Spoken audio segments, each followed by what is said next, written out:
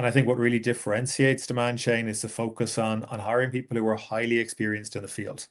So lots of people on the team would have 20, 25, 30 years of industry experience. So that makes for that exceptionally seasoned group of people who've seen these problems, who've seen that evolution. A huge amount about what we'll talk about today is it's classic business transformation, it's classic process transformation. Yes, we're using better tools. Yes, those tools are very exciting, but ultimately having people who've done this before, who know where the pitfalls are, has been immensely helpful. And of going a bit more deep on the platform and expertise side of things, we focus on really three core areas. We've got integrated planning. That's such an important piece when we think about supply chain planning for every organization. We'll often look at advanced AI and machine learning and cloud-based architectures as tools to solve those problems. And then I've already talked a little bit about that practitioner-led delivery as well. I love the quote from Justin Trudeau that the pace of change has never been this fast and it'll never be this slow again. And for me, it resonates so true for supply chain teams.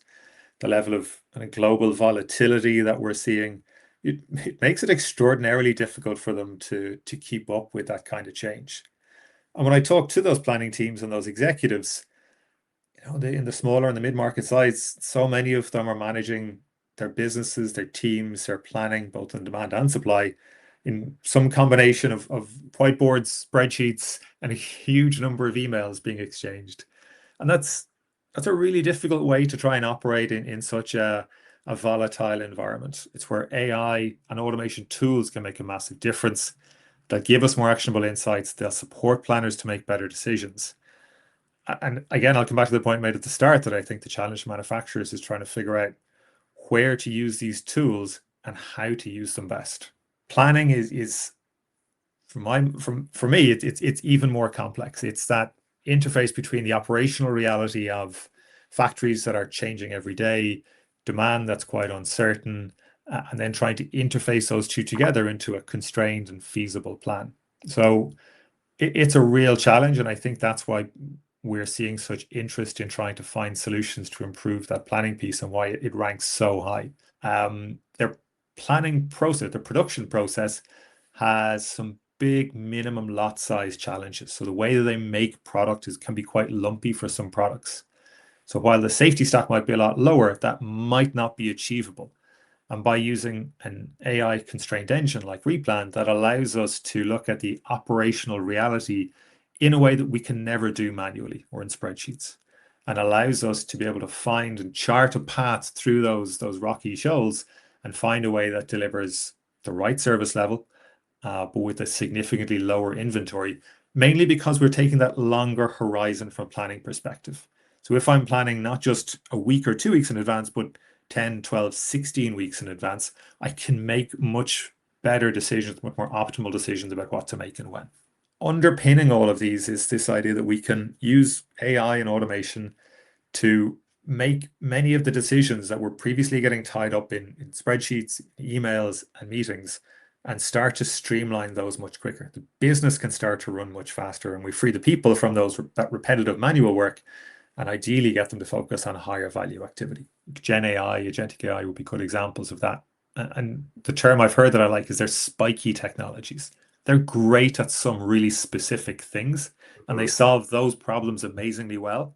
But once you move outside of that relatively narrow scope, their ROI tends to fall off extremely rapidly.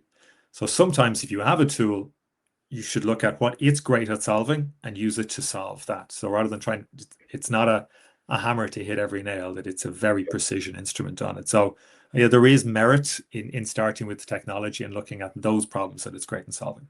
Ultimately, extending AI across the supply chain allows you to interlink complex operations that are happening, which then allows the entire organization to move faster. We've got a question from Denise, and Denise wants to know, Kevin, why can't I use Claude or Chat GPT for supply planning or demand sensing? And I know people who've tried. I think at its core, Claude or ChatGPT are large language models. And for me, the key is in the name, right? This is all about language. They're amazing at helping me to write marketing copy or craft a LinkedIn post or analyze a document. So they're really good at that kind of pattern matching side of it. But there's a whole other suite of AI tools that are very mathematical in their nature. So demand sensing and constraint optimization would be two of them, where there's deep operational research that has gone in over the last 20, 30 years to define the mathematics of operation of that. And while Claude or ChatGPT can interact with those mathematical models, nobody's trying to build Claude to be a mathematical model. They're trying to build it as a more general tool that we can interact with. Now, I think they're amazing at helping me to interpret the results that are coming from those machine learning or AI models. So they're great at the interpretation piece, or using it to kick off new solves, for example. That's a great way of using those tools. So I certainly think they've got a place, but at its core, they're solving a very different problem. The AI train is leaving or has left the station. I think the time now, or it's now the time to look internally, get yourself ready, get a strategy in place, and start experimenting. And you will learn so much from running and failing a couple of experiments. Your team will learn about it.